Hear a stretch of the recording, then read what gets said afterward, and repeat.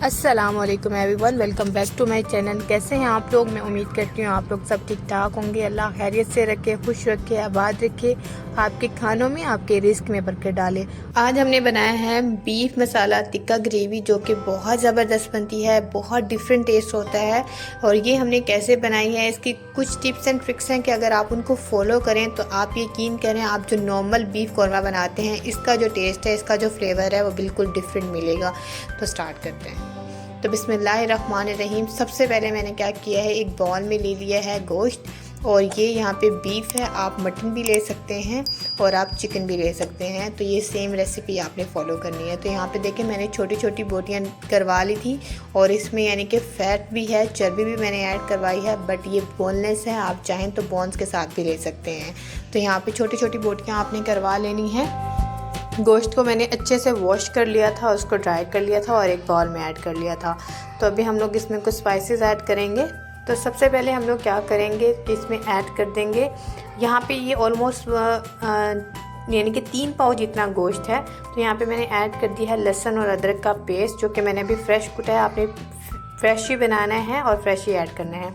यहाँ पे मैंने 1 मीडियम साइज़ का प्याज और 2 सब्ज़ मिर्चें लेके उसको अच्छे से ग्राइंड कर लिया था, वो ऐड कर दिया है। 2 मीडियम साइज़ के टमाटर ले लिए हैं और वो ऐड कर देंगे। आपने टमाटर थोड़े ज़्यादा क्वांटिटी में ही ऐड करने हैं। और इसमें ऐड कर देंगे 1 पाव जितना दही। ये सारा का सारा दही इसमें जाएगा। आपने दही को अच्छे से फेंट लेना है। यहाँ पे ऐड कर देंगे हम लोग कुछ स्पाइसेस। तो यहाँ पे मेरे पास 2 स्पाइसेस ही जाएंगे, just salt according to taste. और यहाँ पे जाएगा तिक्का मसाला, जस्ट ये तिक्का मसाला ही जाएगा। इसमें मैंने थोड़ा सा फूड कलर ऐड किया था, ऑरेंज फूड कलर। इससे जो आपका लुक है ग्रेवी का वो बहुत अच्छा आता है, उसके बाद प्रेजेंटेबल बहुत अच्छा लगता है। ये सारे स्पाइसेस घर के ही हैं, आप यकीन करें। बाकी हमने इसमें कुछ ऐड नहीं करना, धनिया, ज़ीरा, गरम मसाला कुछ भी नहीं करना, जस्ट तिक्का मसाला ऐड करना है। दही और टमाटर थोड़ा सा खट्टापन छोड़ेंगे और साथ में तिक्के का फ्लेवर होगा, बहुत ही ज़बरदस्त टेंडर बन के ये तैयार होगा।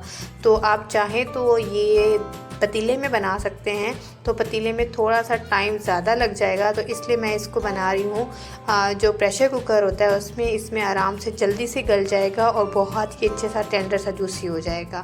अगर आपका गोश्त नहीं गलता तो आप उसमें बेकिंग सोडा थोड़ा सा ऐड कर सकते हैं मीट टेंडराइज़र के तौर पे। अगर आपके पास वो भी ना हो तो आमचूर पाउडर यूज़ कर सकते हैं या पपाया यूज़ कर सकते हैं।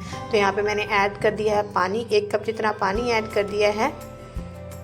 इसको हम लोग लिड लगा के और इसकी सीटी लगा के रख देंगे तकरीबन 10 मिनट के लिए। सीटी बजने के बाद आपका डिपेंड करता है कि जो गोश्त है वो कितना अच्छा है, किस क्वालिटी का है, तो उसके अकॉर्डिंग आप जो प्रेशर है वो लगा सकते हैं। तो अभी इसको हम चूल्हे पे रख देंगे और इसको मीडियम आंच पे तकरीबन 10 मिनट के लिए रखेंगे सीटी स्टार्ट होने के बाद।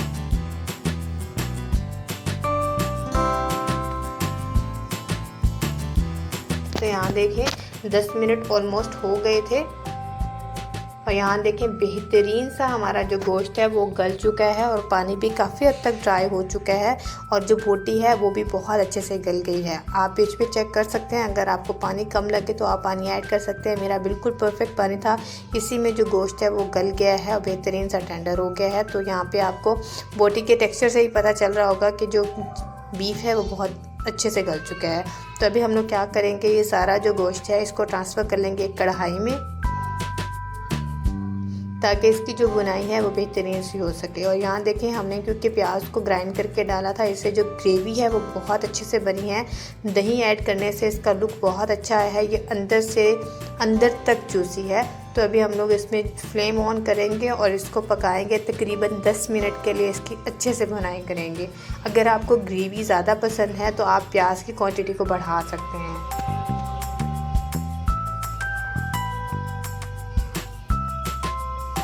तो बस आपने प्रेशर कुकर को अच्छे से साफ़ कर लेना है और यहाँ पे आपने बुनाई स्टार्ट कर लेनी है।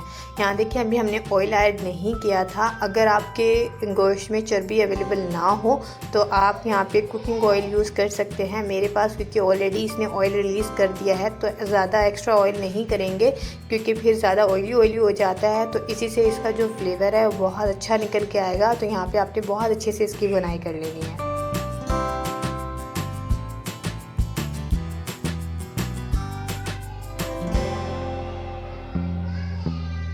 तकरीबन मुझे यहाँ पे 10 मिनट हो गए थे बुनाई करते हुए, मैंने वीडियो को स्किप कर दिया था। तो यहाँ पे आपने अच्छे से इसकी बुनाई कर लेनी है।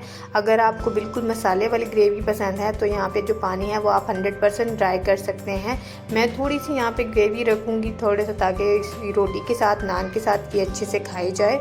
तो आप यकीन करें, आप इसको बना के अपने मेहमानों के सामने सर्व करें, आपके मेहमान लाजमी आपकी तारीफ़ करेंगे, क्योंकि ये बहुत ज़बरदस्त बनता है। ये हम जो बीफ कौरमा बनाते हैं उससे जो इसका फ्लेवर है वो बिल्कुल डिफरेंट है, क्योंकि हमने इसमें जो घर के मसाले हैं वो बिल्कुल इस्तेमाल नहीं किए। जैसे हमने तीखा मसाला यूज़ किया है, जिससे इसका जो फ्लेवर है वो बहुत डिफरेंट और बहुत जूसी आता है।